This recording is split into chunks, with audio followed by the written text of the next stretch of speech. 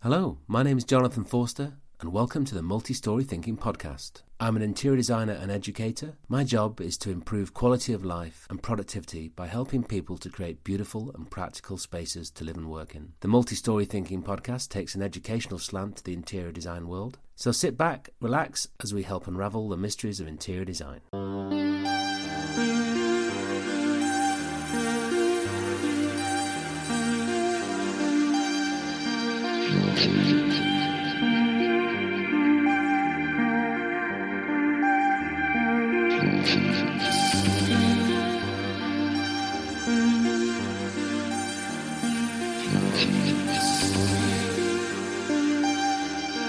Paula Willmore is the Director and Simon Baker, an Associate of Willmore Iles Architects. Willmore Iles is a RIBA chartered architectural practice specialising in high-quality student accommodation and large residential schemes across the UK. For the last 6 years, they have supported my Home from Home student accommodation project, a live design project which I set for the interior design students at the University of Plymouth. I spoke to them both in early 2021 via Zoom. In this episode, we discover how tiering of communities can help create cohesive and manageable social groups and help students make friends, the importance of establishing identity, how working alongside your end users can help reveal the drivers of student choice, and how creating a communal toothbrushing space can help encourage communication and interaction.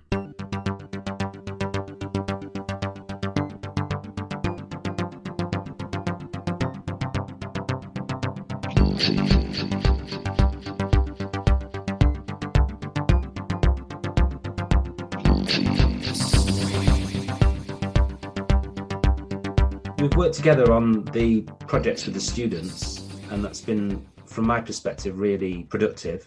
And we can come onto that in a little while. But I just wanted to get an idea of how you as an architectural practice got into the student accommodation market and how it's changed over years, because you started doing it quite a long time ago. Yeah. Well, I think it was interesting, actually, Jonathan, because we started back when student accommodation wasn't an asset class, as people call it now. And we started back with over 20 years ago. And the first schemes that we did were down at the University of Plymouth.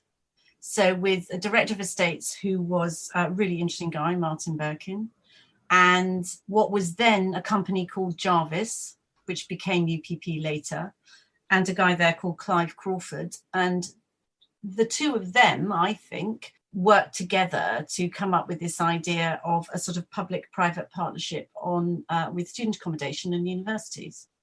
And it was the first PPP on campus in the country, actually. And we were the architects for that. And that was way back. And we've subsequently worked on various other schemes. There are various phases of development, ending up with the James Square development in the centre of the campus, but various phases of accommodation. And at the same time, then we were working with UPP on schemes all around the country. So we have, as an organisation, been working with UPP since before they were UPP, when they were in their Jarvis days, and continue to work with them now.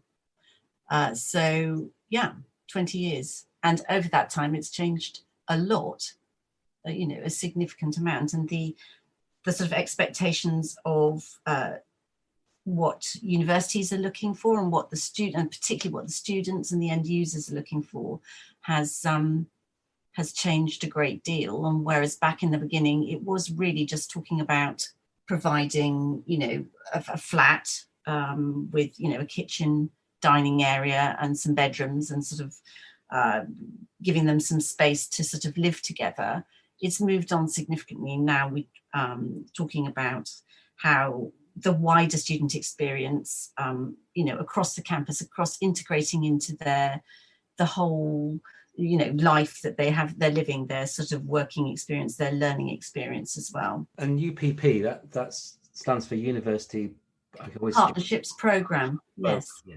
University Partnership Programme. There's a partnership with the company and the university over a long period of time, which sets up these arrangements.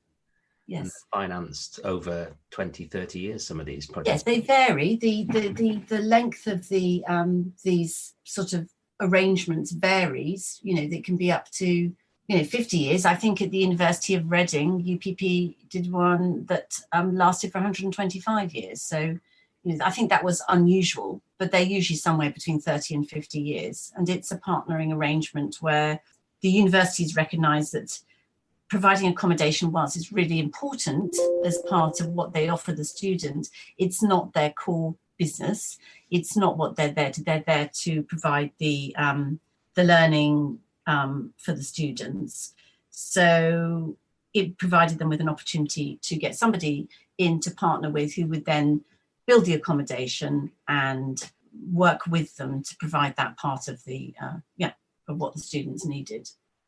There's a nice synergy here with Plymouth, I guess, in that you designed some of those initial buildings, and Simon, yes, studied architecture there, so you've experienced both the sort of early days of student accommodation and now what we're trying to achieve, both from an academic point of view, but also from an architectural point of view. You've seen the changes, I guess. Yeah, I think I've got a good connection with Plymouth from my kind of student days. I actually didn't live in halls or any of the accommodation whilst I was at Plymouth. So I was interested. I went into a shared house for my first year. So I've kind of got that shared house experience. But I think it's, for me, it's more about the, I was going to bring this in later, but I think it ties into the kind of the friendships and the people you meet, from day one, and the people you live with is really important. People who you choose to live with, because you arrive in a new city, it's a quite a big change from your home life, and all of a sudden you're forced, well, not forced, but you're in a position where you're making new friends relatively quickly and deciding who to live with for 12 months. So it's quite a big decision to make. So it's an interesting challenge for students. The student accommodation blocks where they're all thrown in together, there is some sort of sorting out of like-minded people, isn't there? But it's a bit of a gamble. Is there anything in the design of those spaces that you've sort of witnessed that's there to help the integration or help that socializing process? And is that one of the things that's become more important over the years? Historically, the size of the flats have changed, and if you've got a larger flat, a 10-bed, 12-bed flat, you've got more opportunities to meet people that are more like-minded. Whereas if you're in a flat of 4 or 5, then you're kind of quite restricted. And if you don't get that balance right at the outset, the retention of students is affected, because if someone's not happy where they live or who they're living with, quite often they just go home and they leave, and that's not it's a bad reflection on the university, because it's not about the quality of the course or the wider university experience. It's about their home life, and obviously that's quite a key thing for universities to get right. Yeah, I think Simon's absolutely right. I think that there isn't a one size fits all. I think that so historically we were doing a lot of sort of 6-bed shared flats, and I think what we've realised over time is that you need flexibility. So some people would welcome the larger flats and the opportunities to meet more people, and then conversely there are other people who want to just have 2 or 3 people living in a flat and do their sort of meeting and mixing in other spaces within the university. And this is where it gets particularly interesting, because I think, so you've got the accommodation, so you've got your bedroom and you've got your flat size, whatever that configuration is, and then you've got a series of shared communal spaces, and it is a hierarchy of spaces which give opportunities for people to meet and make friends. So as Simon says, that's the key thing. In your first few months at university, you make your connections and you make your friends, and you work out where you sit in the world and in your course and everything, and having people that you get on with and friends that you make is really important, key to that. So the bedrooms, the flats, then the shared common room spaces, the larger sort of study common room areas, the sort of mixing, the integrating of study spaces with meeting spaces, all that sort of thing. and the sort of flexibility and also sort of slight complexity of that, if you like, leading all the way up to meeting at university in actual lectures or in workshops or whatever you're doing as part of your course, is an important part of supporting that sort of friendship, development of friendship and communities. And has that aspect become more important, or was it always a part of the process? I think it was always there. I think that students always needed to do that. I think that's part of, if you talk to anyone, even historically, way back, myself or yourself, Jonathan, thinking about our student days, the people that you meet and are very important and the friendships that you make. I suppose what's happened over the last 20 years, that there's a recognition that is important, and how we can, in architectural terms, support that process. It's not just about the architecture, it's very much about all sorts of things to do with, people and the sort of student support groups and systems and all that sort of thing in place. So it's not just about architecture, but the architecture can support that actively. And that's what Simon was referring to, I think, at the beginning of this conversation. The work that you do goes from a strategic level right down to the detail. Is there a difference in how you approach those different scales? I think we work in various ways, I suppose, but essentially our philosophy is thinking about the end user, and it's thinking about the quality of the spaces, and it's thinking about how we can create these communities that Simon referred to. We very often start with the smallest space, which is the bedroom, because that's where, for us, that's where the students, come, and they might be working in there. They're certainly, sleeping and living in there. And then it's the configuration of the flat. And then we move on from there into, as I say, into the various different spaces around that. And there is some, Andrew Iles, who's my my business partner, the other bit of Willmore Iles, has done some quite interesting research around creation of communities. We've got a sort of paper on our website about it, but it's to do with the scale and the number of people and recognizing people. And so our architecture is informed by all of that, from, as I say, from the room all the way through to the larger, wider courtyards that we create, if that's what we're creating, or the larger accommodation. Because very often we're building new build, we can be building up to, 1,000 or maybe 2,000 rooms. So recently we've just completed the scheme at the University of Durham. Again, that is on the website, but that's 2 500-bed halls with a shared space and a heart. So they've each got their own student hub, and then there's one heart building, which is combined for both of those colleges. Durham has got a particular ethos about the way they work. The students live and work in their colleges, and they asked us to create 2 colleges of very different architectural character. So, and all those things were underpinned by what I've just talked to you about the creation of the spaces and the community building as well. So I think that's how we work. So it's end user, it's university thinking about what they want, and then it's putting through this thread of creating communities into the spaces. And I think it's kind of backed up that kind of tiered community. I think if you're kind of comfortable in your kind of home space, that's where you kind of meet your kind of initial connections. You then connect to the people in your building. So it's kind of this tiering of communities, not just chucking you into a community of 1,000 students. It's you're kind of building up your connections from your flat, the building, your college, or your collegiate kind of place on campus, to then the wider community of the whole university. So it's this kind of level, playing with the levels. And as Paula mentioned, Andrew's done a lot of research, and that ties in really closely with the kind of military organization setups. If you look at the size of battalions and kind of companies and those kind of things, the numbers of people are around about the same, because that's kind of generally how comfortable someone feels in those kind of size groups. So then it's scaling the spaces to support those different tiers. Yes. Yeah. And linking the spaces to make it a kind of fluid and easy to navigate and easy to understand.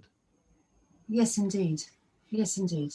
I And think, I think some of the things we found out, Jonathan, with the projects we've done at Plymouth, some of over a number of years, one of the key things that's come out is identity.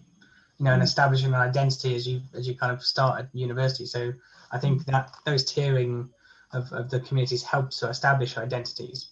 Both as yourself within a smaller group in the flat, but also then as a building, as a flat. In Durham, the colleges, the collegiate approaches are all about an identity. That's why they're very different in their design and aesthetically, and the way they're laid out. There's an identity conversation to have about the students. It gives them kind of confidence and also kind of a wider connection to the university community. If they have a strong identity, they feel like they're part of something. That's absolutely right, Simon. And I think that that idea about when you're going away from home for the first time, and everyone, your health and well-being, which everyone recognizes is obviously really important, and it's just getting more and more important. And you think about the transition that you go through from being at home to being at university for the first time, and the support that you need, and the sort of reinvention of yourself, as you say. So you're right, we commented on it, and it is obviously really key for people. I come away to university, who am I? How am I going to fit in? What's going to happen in my life now? And the identity is and creating who you are, your persona, is really important. And I think the architecture that we do can support that, sometimes by being very much in the background, to allow somebody, so perhaps the interiors in some instances can be very low key, and just enabling people to put their own identity into them, for example. That's interesting you say that in the background. I was just trying to think about my experience. Part of the problem is it was quite a long time ago, but I didn't have any sense of what I was doing or why I was there, So are students aware of that?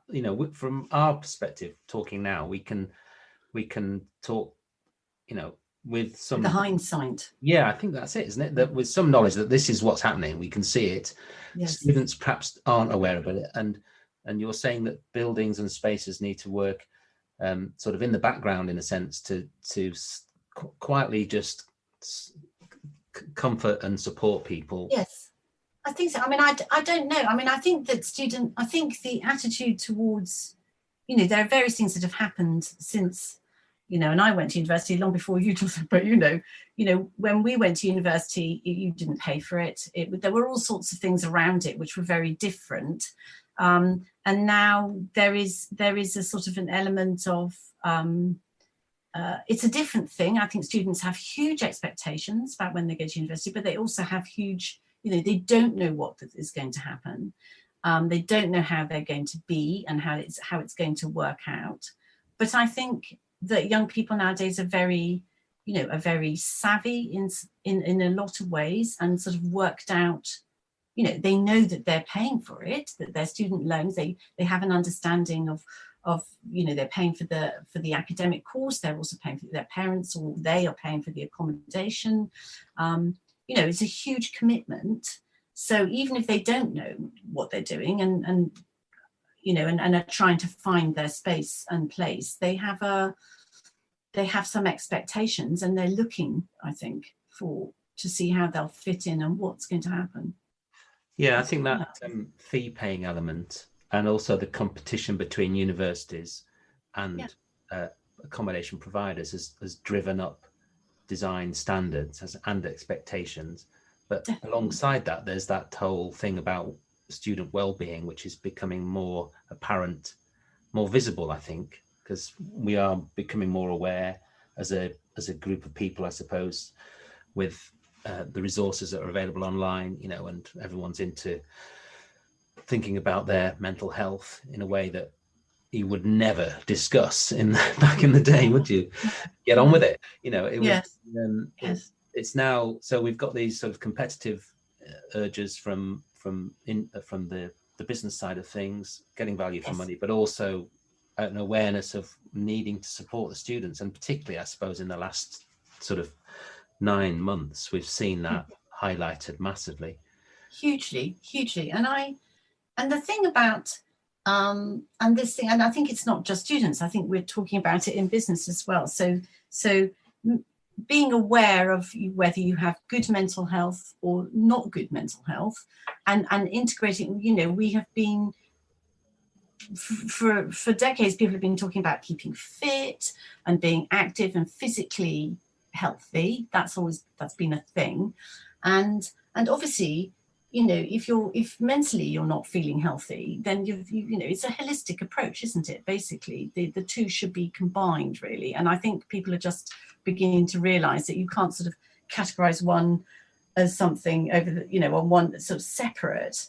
And it's really very important. And what's been happening with the coronavirus and the pandemic, and I really feel for students and for all the staff as well, of trying to work in really, really challenging circumstances. But I'm hopeful that it's obviously a bit grim at the moment, but hopeful that with the vaccine that we're going to get through it. And although that there may be further pandemics in the future, that that we've moved forwards, science has moved forwards, and that universities, certainly went at the student accommodation conference last December, it was quite clear that there were people from various universities there, and particularly David Eastwood, who's the Vice Chancellor of Birmingham University.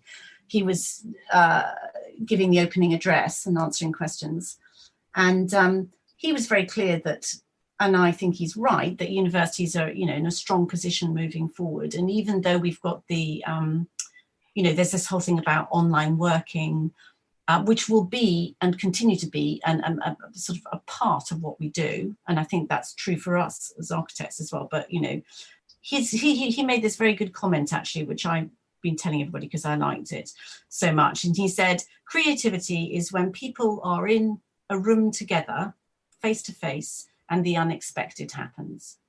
So what he was saying was that the online element of it is really important, and you can learn a lot, and there's a lot of transactional stuff that can happen as part of your learning, for your academic work, for whatever you do. But you still need the face-to-face contact, and you still need the ability to, and that's where the creativity and the spark happens. And that happens across all the different types of courses that universities offer. So there's always going to be an element of people needing to be face-to-face. We wandered around Exeter before Christmas looking at stuff, and young people are there and they're meeting and they're together, and that's going to continue. And I think that's still going to be very much part of student life. So I think there's going to be accommodation requirements with universities and the PBSA market into the future. But the integration, so what's going to be really fascinating is, we've always talked about accommodation being one thing, and the academic space being another, and it's going to be the integration of the two, because you can work in your accommodation and go online and do some of your courses there, but you still want to meet and do your face-to-face talking, etc. And that's going to happen around the campus in various different spaces. Yeah. So I think there's going to be a blend. That's what I think is going to happen. Yeah, I think from my perspective of teaching online over the last few months is that it's quite effective. We get some great work. We've run projects, no problem, on a practical point of view. But there is that, that little bit of stuff you miss. If you're in a tutorial, you see a sketch in the bottom corner of a sketchbook that, what's that? And suddenly, like you say, the lights go on, and you're moving off in a different direction. And we're social people, aren't we? You just see these poor students in their bedrooms, like crying out for a bit of interaction. Just not just students. Yeah, well, that's it. Yes, not just students. Yeah, of course. Not just students. Everybody. And I have a friend who works in. She works in graphic design in a further education college, and so it's a different setup, it's a different thing, but young people coming in, and they are so keen to come in and work. She can, because of the constraints at the moment, it's only one day a week, and they're doing a lot of online working, but they really value the time they spend at the college working. So if you're asking what the future, you know, accommodation integrated into the university campuses and students living and working, it is going to become more fluid. That's the thing that I think is interesting. It's not just going to be you live here and you work here or you learn here. That integration is going to happen more. And the traditional models of how you design spaces are going to have to change. You know, I'm thinking this is going to be across the whole spectrum of office space, home, student accommodation, where you're going to have, for example, at home at the moment, you've got 3 teenagers trying to do online lectures, a partner trying to do the laundry, you know, it's like soundproofing, quiet space, you know, houses aren't built for that. Student accommodation isn't really built for that at the moment, is it? Student bedrooms have got desks, haven't they? But, you know. They have, and I think they do have desks, and they have a study. Yeah, they have a bed and a desk, and we've been doing some work up at Sheffield looking at the bedrooms. I think, and the bedroom is still where you go, I think, to, you know, to sort of gather yourself or whatever, or maybe it's just to sleep. People use them in different ways. But I think it's the spaces beyond that. So the kitchen, living, dining rooms, certainly when we started out, it was fairly functional. And now there's a need for, you know, because I think you need the living element to be part of it. So there's sort of distinct and discrete areas that need to be in there. And because you'll find that students, whereas before you'd be sitting at a large computer, I'm talking 20 years ago, on a desk, now everybody has a laptop and people work on, and even at home now, I've got 2 adult children and they're working and they move around. So they take the laptop and they'll be working in the kitchen, then you turn around and they're working in the dining room, then you turn around and they've moved into the, you know, and they're just working where they might have a base where they're doing, if they've got big screens up, but if they're doing a team call or a writing some stuff or something, they'll just be wherever they feel like, you know. And it's that sort of fluidity, which I think is, you can see it on campus with students going into a cafe, which has got a coffee bar and it's got a pod or something, and they're sitting in the corner. There might be 4 of them sitting there chatting about something they're doing together, or it might be one person with their headphones on and they're working. And they've got themselves a takeout coffee. And it's that, I think, that there's going to be much, I mean, there is stuff, but just more of that. I think that's something that the universities have been already doing, you know, trying to utilize as much of the footprint of their estate to support the as they can. I guess it's about fitness for purpose and making the spaces really work. You know, as often you see a peppering of furniture across a floor that doesn't really make sense. Doesn't work. And that's where you're thinking the interior and how it works. Yes, you're quite right, Jonathan. You can see places that are absolutely bombarded with furniture and no one's using it. Yeah. It's just not right. Going back to the home from home projects we've been doing, you know, all the feedback from those projects are the students don't want to be working all day long in their bedroom. You know, that's their home safe space. They want to be going out and mingling and working in different environments. Yeah, we've seen that. So just coming to the projects, you've been supporting the home from home project, as we call it, every year for the last 4 or 5 years. I think we've been doing it now, haven't we?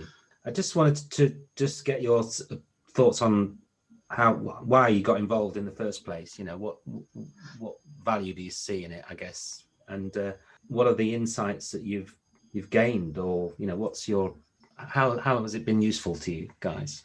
So we were invited by UPP to come and get involved in the project, as you say, 5, maybe 6 years ago now. And that was a kind of a live project, but trying to get some direct student feedback. And I think that's the key thing for us is, you know, we talk a lot about knowing the end user, you know, and we can base our designs on our kind of 20 years plus of kind of experience in the sector and expertise. But actually, until you get some direct feedback, you know, to kind of keep up to date with what the students are thinking, you know, you really need to do that. So actually having that opportunity was great, because you know, a lot of it is reinforcing what we already thought, but obviously there's new things that are coming through, and new, you know, you touched upon the kind of the well-being kind of trend, and just the students' awareness of it over the last few years has increased dramatically. So, you know, those kind of things are really good to kind of talk to students directly about and get their views on. So it's quite useful in terms of sort of validating your approach to how to design spaces, but also informing you of some of the trends that are emerging from a student's perspective. Yes, well, they're strong kind of drivers for choosing accommodation. You know, we've had all sorts of conversations around, you know, the balance between private and shared spaces. You know, are they connected to outdoor space? Are they close to the campus? You know, there's kind of a whole range of questions that the students are asking, or kind of running through their head when they're choosing accommodation. And it's just really interesting to have those conversations directly with the students, because otherwise you're just making assumptions about what their preferences are. I think from an academic point of view, it's been really good. Like any live project with real people turning up, it's great for students, because they just think, oh my God, this is awesome. You know, here's someone who's doing what I want to do, yes, and telling me what to think about, you know. And so the benefit of having you supporting that has been huge. Been something that, you know, that informs your thinking. Has it? I mean, it's often quite a slow process of implementing new ideas, isn't it? But have you been able to... From our point of view, you would think we were able to talk to what we would call the end user, the student, more than we actually do. So we try in any project to talk to the students as part of the process of briefing and design development. But what we felt was that this was an opportunity to talk to students who were living in accommodation, sometimes living in accommodation that we designed, albeit quite a long time ago, but also had a particular interest in designing it themselves anyway. So it was a sort of doubly good. So you could hear about them as students and their sort of challenges and the things they saw as opportunities going to university and learning in a sort of general sense. And then you could also hear about their ideas, because what they were interested in was doing the interior architecture. And so there was that was really good. And I think that some of the themes that came out of it early on, we talked about identity, sort of supported what we were thinking in the way that we were starting to design stuff. So if it's, you know, it was slightly joined up really. So I felt that what the students were saying to us on the whole was what universities were saying to us. So universities, I think in general, are listening and trying to listen to their students and understand what it is they're looking for. And, you know, it does change over time, but generally it was about, you know, so the sort of key things about, you know, the quality of the spaces, location, the cost, you know, rental, all those sort of things are important to students. But then moving on from that, it was feeling, you know, cozy, the warmth, the sort of ability to put their own identity into the spaces. So, yeah, I felt that it was good to talk to them and to listen to their ideas. And in general, it sort of supported the way that what we were doing in the wider world. But it's always good to talk to real people. This is, you know, you say it's good for them to talk to us. It's good for us to talk to them too. You didn't necessarily get a totally radical sort of thing that you hadn't expected. I think that's the thing that perhaps is unfair to expect students to just totally reinvent the wheel. But actually what we were getting, I suppose, was validation of trends that instinctively know, or from, like Simon says, from our experience of working, that we think are important. But actually to hear somebody who's your key target market saying, yeah, this is important, actually makes you focused, doesn't it? It's absolutely. Yeah, really valuable, Jonathan, really valuable.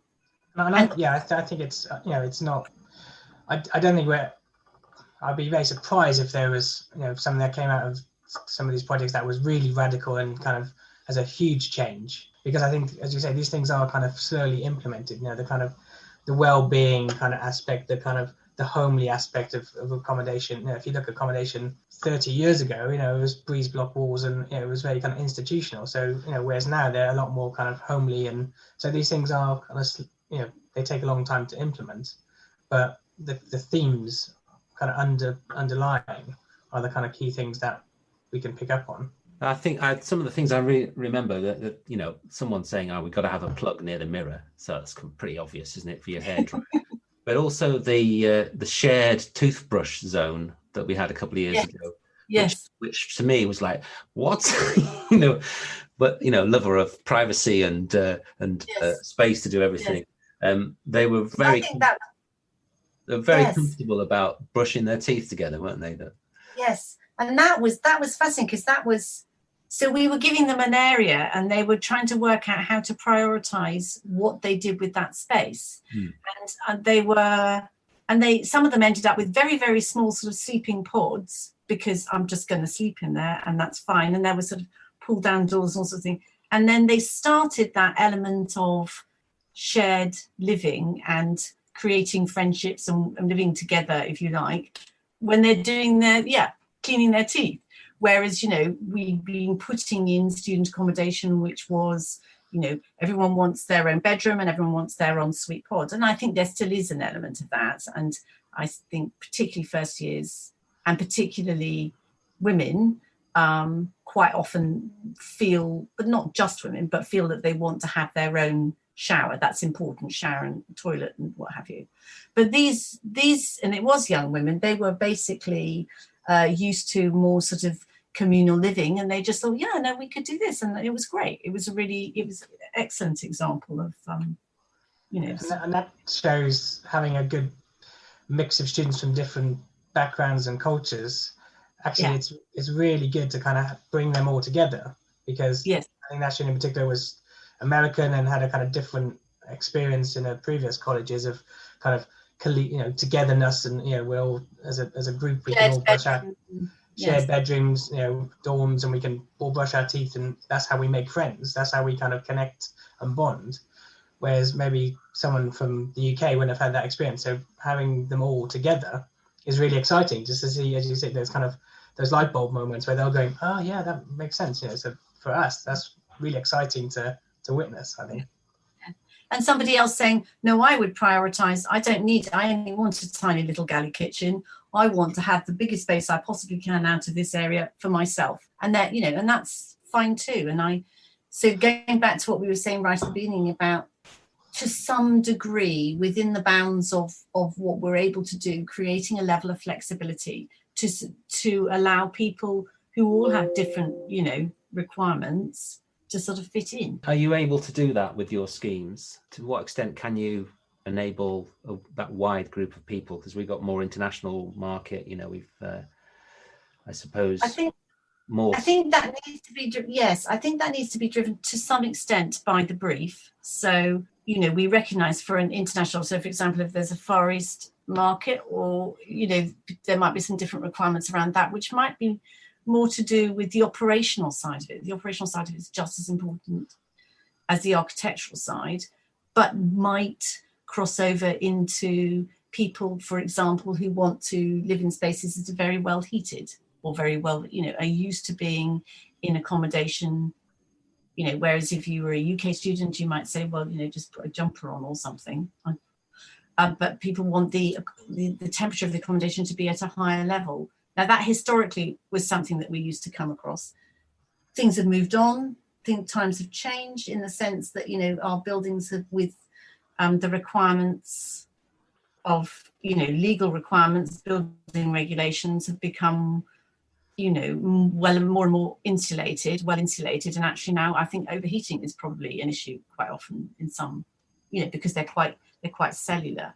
We try to accommodate variety and flexibility. It is driven to some extent by the brief that you get set at the beginning, I think, to some degree. But within that, we try to push as much as possible. And we just go back to that comment that Simon, you know, this idea of you're building new, creating communities, and trying to create this sort of hierarchy of spaces. That's one of the things we found is having kind of a larger shared kitchen that almost kind of has two flats attached to it as a kind of an interior way of kind of giving a bit of flexibility, because that means you have, you know, say a flat of 4 and 4, but when they come together they're an 8. So there's a kind of, you can be flexible with the student sizes and the scale of the groups of people coming together.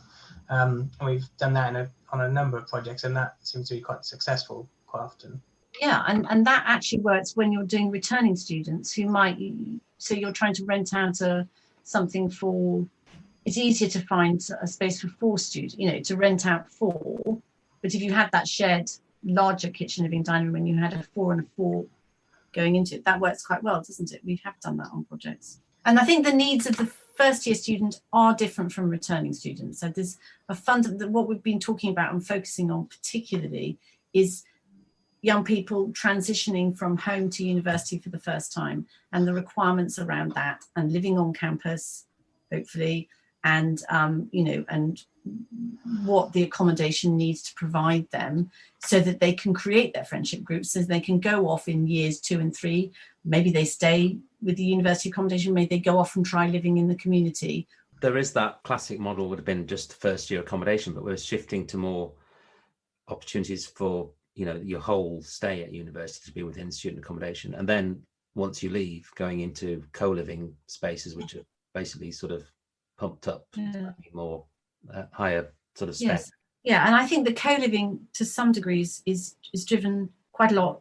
Well, it's probably got its own, but it's coming from various angles. But I think you mentioned earlier, Jonathan, about the wider PBSA market. So providers who aren't partnering with universities but are providing accommodation alongside universities in the cities and around universities, and the competition that has been driving up the quality of the accommodation and the type of the accommodation and the level of provision beyond just somewhere to live. So meeting spaces and gyms and cinemas and all those sort of things.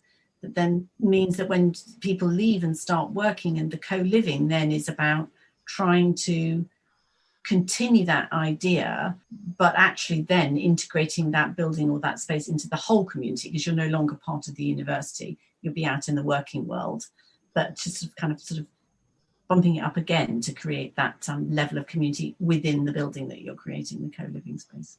You've sort of specialised, I think, in student accommodation, also sort of building communities of living. Is that accidental, or have you followed the market, and what do you enjoy about it? We started off in student accommodation because we happened to be, that was something that we it didn't really exist in the way that it does now. So we were at the beginning of something that's been developing and being part of that. And I think that being able to partner ourselves with the original client, who was Jarvis UPP, and then with other clients subsequently, is great. It's fantastic because it gives us an opportunity to work with people over a number of years, developing ideas with them, developing and see what's happening and changing with the accommodation that we provide. And we get a lot of satisfaction out of doing that. That's kind of spilled over into our other specialism, which is the kind of the residential communities, work that we do. It still has similar underlying characteristics in terms of, where it's all about the end user. It's all about the community and scales of community. It's very similar in a sense, because we're master planning for 1,000 houses, but then breaking those scales down into smaller villages that have a distinct characteristic and center and identity. So all the kind of same thought processes that we kind of go through for the student stuff is feeding directly into those larger residential community projects that we do as well. The other area that I think is really interesting now is that in some areas in the student market, the drive towards a more sustainable approach to buildings. So we've been involved in early stages of passive house design on accommodation, and that is fascinating. I mean, Simon and I, and also looking at refurbishment of buildings as well, and seeing how those can be more sustainable, because there's no doubt that over the next 20 years we're on a really significant time frame for achieving zero carbon. And in the built environment and in our world of, whether it's the leisure residential that Sam's referred to or student accommodation, markets will drive a change. They are driving a change, and the students will drive a change because the expectations that they have of the places that they live and work in will change. And the scheme, Simon and I weren't directly involved in it, but the scheme at Durham with the 2 colleges won University Accommodation of the Year from the Property Week conference last December, which in the market that we're in is I think it's fair to say, is the highest accolade. And I think that was a huge team effort. I mean, there were just, you can imagine the consultants, the university, it was an awful lot of people, and our bit in it was just part of that. But it's also, I feel, it's part of a long journey that we've been on and continue to be on to try and sort of improve and create the best accommodation for the students and for the universities and their providers, and keep learning, basically, keep changing, keep trying to improve it. If you're stuck doing something that doesn't change, that's no fun.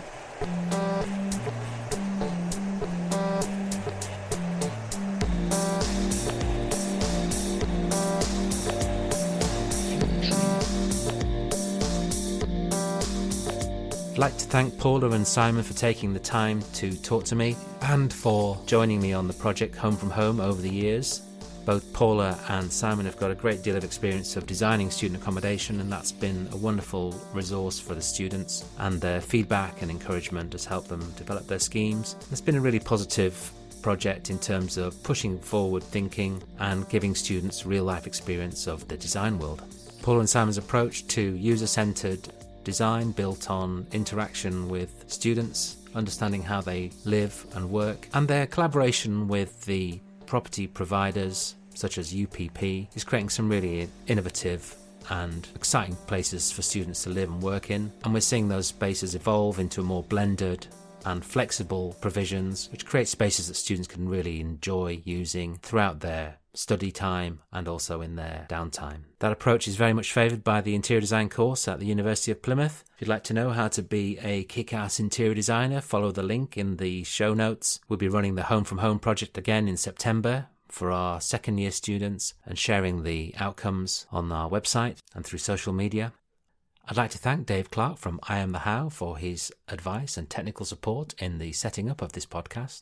Kay Hansen for her planning support and co-hosting role for these and our educational podcasts for the University of Plymouth, and Mark Frith for the music. I'd really like to hear your feedback on the podcast. Leave a comment or get in touch via the website or Instagram. We're going to be taking a little bit of a break before the launch of Series 4, which will be in the autumn of 2021. Thanks for listening. Bye for now.